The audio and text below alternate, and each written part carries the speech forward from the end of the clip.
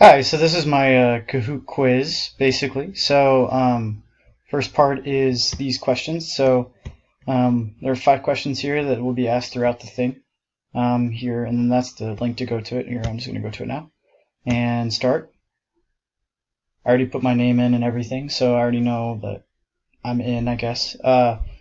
Basically, first question is asked. I answer it on mine. This one is Andrew Carnegie. Bam. And then you just keep going through all 5 questions. Who's the main consolidated banks? JP Morgan. Oh, I forgot. I have to answer that on my phone. My bad. It was passed in 1990. Alright. Who used horizontal integration to grow their business into a monopoly?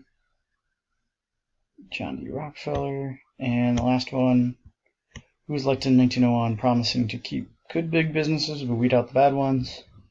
J. Roosevelt. Alright.